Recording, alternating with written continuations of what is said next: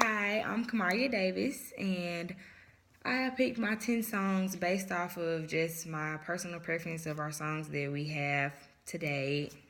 Well, kind of from like 2010, 2016 range, and they're all pretty similar.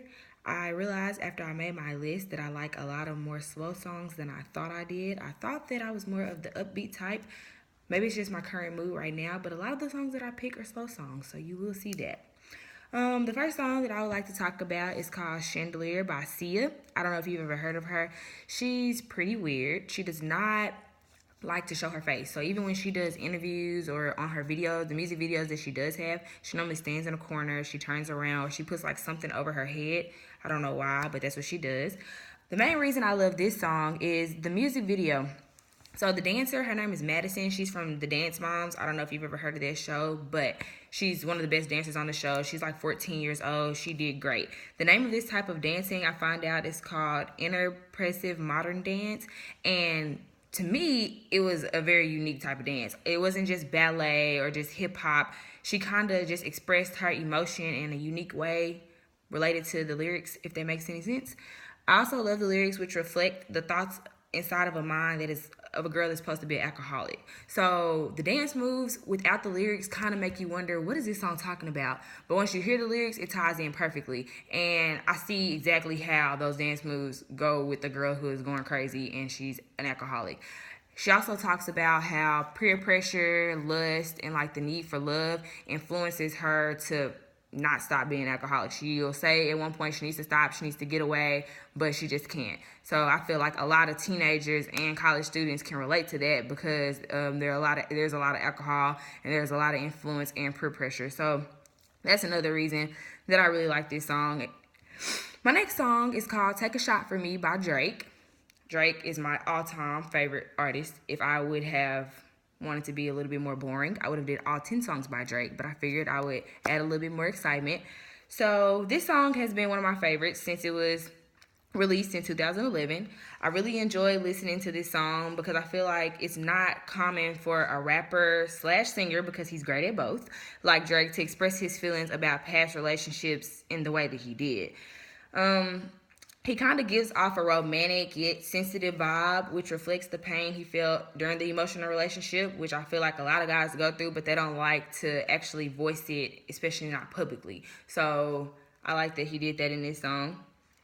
He also does get a little conceited and cocky toward the end by saying that after all he said about how he's sad and he is heartbroken, he ends it by saying, "Yeah, but you'll never find anybody like me." And I'm like, okay, so he got a little cocky there. So I love that song. It's a great song. Next song I pick is called "Pretty Hurts" by Beyonce. I'm not that big of a Beyonce fan, and most girls are, but I love this song. It's beautiful. It's normally she talks about, oh yeah, this song she talks about how girls are pressured to basically be perfect. They're pressured to always have their hair done, always have their makeup done, be flawless. And in the video is a little better than the song to me. I love the video. It's about a girl who is named the Miss Third Ward. Third Ward, that's in Houston. That's where she's from. But she calls herself Miss Third Ward, and she's in a pageant. And it shows in the video she tries to make her face perfect, make her body perfect. She starves. She does all of this stuff just to end up not winning the pageant. The person who actually wins the pageant, she's an albino girl. She's very beautiful, but this kind of breaks the standards of what beauty looks like. So I like that she did that at the end because it kind of added a little twist. And I feel like a lot of girls do feel like they are pressured to be perfect and be beautiful and impress everyone. And so to switch it up by letting the albino woman win, I really like that. I wasn't expecting it. I actually thought that Beyonce was going to win, but she didn't. So my next song is "When I Was Your Man" by Bruno Mars. In my opinion, Bruno Mars is an overall outstanding performer. He can dance, he can sing, he dresses great, he does good videos, does it all. I think he's amazing. This is a love song, which, come to find out, he actually wrote it during a rocky time in a relationship. Ironically, I heard this for the first time during a rocky time in my relationship. I thought that was pretty cool. And sometimes Bruno Mars, he doesn't actually sing to his greatest potential because since he is a pop artist, he focuses more on like getting the crowd excited. So he doesn't really sing much. He kind of just makes sure his lyrics are catchy, the music is upbeat. But on this song, he does sing, which is rare. And he talks about how he lost a special someone in his life. And if he could go back in time, he would do it all differently. Isn't that always the story?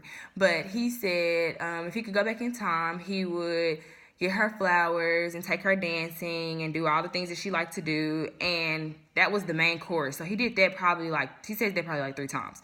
And he twisted it up, kind of mixed it up at the end when he changes the lyrics for the chorus. And he says, I hope he buys you flowers. I hope he takes you dancing. Basically saying, I wish you the best of luck. I know I completely screwed up, but I hope that the guy that you do find is perfect and great for you. So that's a good one. A lot of girls like that song. The next song I chose was Half of Me by Rihanna. The main reason I like this song is because I feel like she allowed her fans to get to know her better. And a lot of celebrities don't really do that. They really don't care if we get to know them. They just want to put out good music and hope it sells. But in this song, I feel like she really wanted us to kind of get past the staged Rihanna. So it came from her album Unapologetic, which is actually my favorite album by her. And she talks about how everything we see on television, social media, magazines, etc., that's just half of her. That's just what they want us. That's what she wants us to see. We don't really know what she goes through. She talks about how she goes through everyday problems just like we do. She's a regular person. And come to find out, I did a little research. This song was written right after her grandmother passed. And she actually missed it. She missed her grandmother being sick in the hospital. She was on tour. She missed the funeral. It all happened in Barbados. And she wrote this song to basically say, this is a rough time in my life. I go through rough things too. I'm just like you. And so I like that song. I feel like I'm glad that she wanted us to see that side of her to a certain extent. The next song is Look What You've Done by Drake. Yay, Drake again. Told you he's my favorite. So Drake, he literally had to do this song, and I think they said 2 weeks. I think they said he had 2 weeks to do the entire mixtape, but so he put this song in there. So this is pretty good for a mixtape and to have 2 weeks of time to do it. And he talks about his family a lot. He talks about some bad things that occurred in his past life. This song's like 5 minutes long, so he gets into great detail. He doesn't sing at all in this song. It's strictly rap. And he talks about how grateful he is for his grandmother and his mom who raised him after him and his mom and dad divorced. Never knew that. And at the very end, I get so sad because he has his grandmother at the end. She's on like the she's leaving a phone message or recording, and she thanks Drake for everything that he's done for her. And this is after he has already thanked her for everything that she's done for him. At the end, she's thanking him for keeping her in good spirits and living well in her old age. And I don't know if it makes me sad because she's old, but her voice just makes me want to cry at the end of the song. It's so touching. But this is the first time that Drake has ever gotten into detail about his family life and his past relations with his uncles and dad, and he gets pretty serious. So definitely felt like I was talking to Drake in this song. Feel like we were here.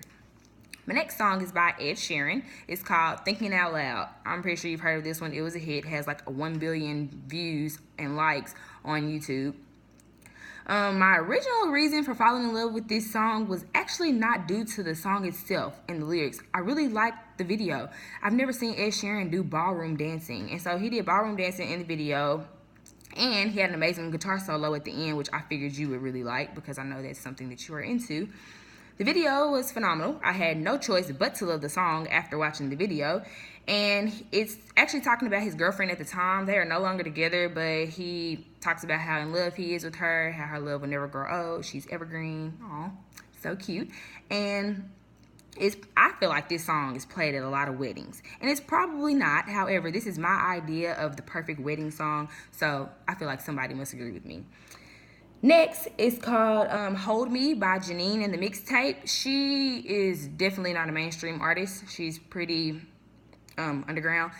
But she does have 2 good hits called Hold Me, and I think the other one is called Let Me Know, I want to say. But Hold Me is my favorite, so that's the one that I'm going to talk about. And this video is not that impressive. She's not very good with videos. She could have really gone without. But hey, I mean, you got to start somewhere.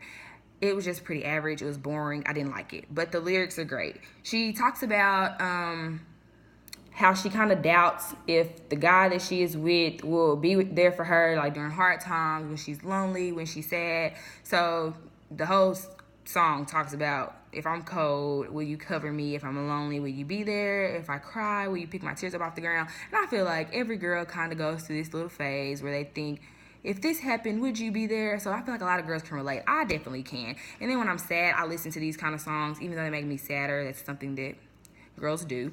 And this is one of the songs that I really like. She did really, really good. She can sing very well. I like the song altogether. I have two more, sorry. My next one is Bryson Tiller. It's called Exchange. He's fairly new. This song and another song called Don't practically put him on the map after he signed with Drake. Once again, there goes Drake.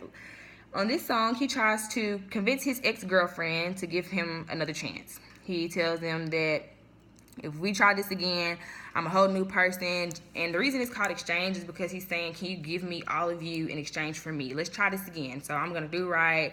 I gave up all my old ways, said a prayer, think I'm ready. Let's try this again. And this song is actually played at parties, which is kind of surprising to me because it definitely is a mood killer, in my opinion. We're normally all pretty excited, pretty riled up, and then this comes on. And it's like, kind of slows everything down. I mean, don't get me wrong. There's people that engage in slow dancing, or some people just kind of sing along. Me, I start to text on my phone because it bores me. So this is definitely not a club song, but they keep playing it. So maybe I should just get with the program. Last but not least is Work by Rihanna. By far, my favorite song by her. It's really, really new. It came out on her new album called Anti, literally 2 months ago. And it's a hit. It's the best song on the album. It's the only single. And guess who it features? Take a guess. Drake. And let's see, on Work, she doesn't really talk about that much. She kind of is all over the board. She talks about relationship a little bit. Then she talks about going out with her friends, having fun. It's kind of all over the place. What I really, really like about the video is that she videoed it in Barbados, which is her hometown. And so she had, it looked like to me, random citizens of Barbados, and they were in the club, they were just having a good time. And the dance that they do is much different than American dancing. So it really reflected her culture a lot. I loved it. That was a great video. I feel like it really tied in great with the song. I like the song without the video, but the video was great too. Really upbeat, really fast, really catchy, gets everybody going at the parties. So I love it. And those are my top 10 songs. Like I said, most of them were slow, and they were love songs. I did not think my favorite songs were slow love songs, but I think today they are. I had a little mix. I do really, really like Drake. However, these are some of the other artists that I listen to as well.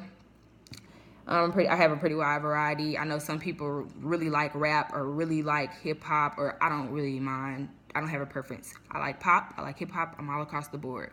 And being in this class makes me realize how much music has changed from the music that you play in class to the music that we listen to.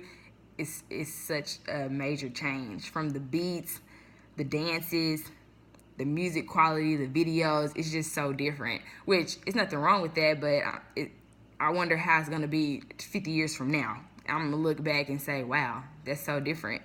But that is my time capsule project, and those are my personal favorites. I hope you enjoyed my video. Thank you.